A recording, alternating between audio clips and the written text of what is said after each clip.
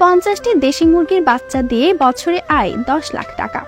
বগুড়ায় বাণিজ্যিকভাবে দেশি মুরগির খামার গড়ে বেকার যুবক যুবতীরা আত্মকর্মনির্ভরশীল হয়ে উঠেছেন, সংসারে নিয়ে এসেছেন আর্থিক গতি।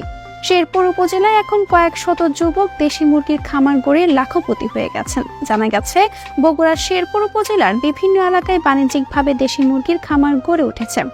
খামারিরা প্রথম দিকে নিজ খামারে দেশীয় মুরগির লালন পালন করে স্থানীয় বাজারে কেনাবেচা করলেও এখন ঢাকা সহ বিভিন্ন জেলায় চলে যাচ্ছে দেশীয় মুরগি। শেরপুর উপজেলার বেকার যুবকদের আয়ের পথে নিতে প্রাণী সম্পদ দপ্তরের ভেটেরিনারি সার্জন ডাক্তার রায়হান কিছু বেকার যুবকদের নিয়ে গড়েন স্বপ্ন ছোঁয়ায় সেই নামের একটি খামার সংঘ। এই সংঘে বেকার যুবকদের নিয়ে দেশীয় মুরগি লালন পালনের বিনামূল্যে প্রশিক্ষণ দিতে থাকেন। প্রশিক্ষণ পেয়ে বাণিজ্যিকভাবে দেশীয় খামার গড়ে ধীরে ধীরে স্বাবলম্বী হতে থাকেন। বগুড়ার শেরপুর উপজেলার শাহবন্দেগে ইউনিয়নের ধর্মকাম গ্রামস্থ নিজ বসত বাড়িতে জাকারিয়া হোসেন নামের এক বেকার যুবক গড়ে তোলেন ক্ষুদ্র পরিসরে বাণিজ্যিক দেশি মুরগির খামার।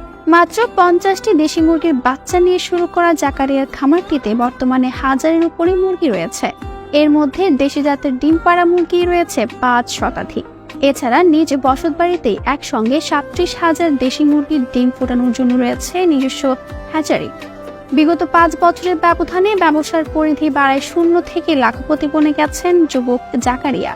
এই খামার থেকে তার প্রতি মাসে খরচ বাদে আয় প্রায় 1.5 লাখ টাকা। গড়ে তার বছরে আয় প্রায় 10 লাখ টাকা। কেবল জাকারিয়াই নয়, তার মতো এই উপজেলার সহস্রাধিক তরুণ তরুণী বাণিজ্যিক ভিত্তিতে দেশি মুরগির খামার গড়ে বেকারত্বের অভিশাপ থেকে মুক্তি পেয়েছেন। স্বপ্ন ছোঁয়ার সিঁড়ি সংঘের সদস্য উদ্যোক্তাদের খামারে এখন কর্মসংস্থান হয়েছে আরো অন্তত 10,000 মানুষের।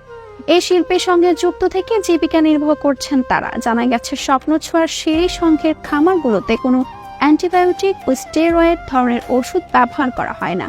অর্গানিক পদ্ধতিতে এসব প্রতি মাসে 4,000 কেজি দেশি মুরগির মাংস ও 1,30,000 ডিম উৎপাদিত হচ্ছে। দেশি মুরগির বাচ্চা উৎপাদনের জন্য এই উপজেলায় 9টি হ্যাচারি গড়ে উঠেছে।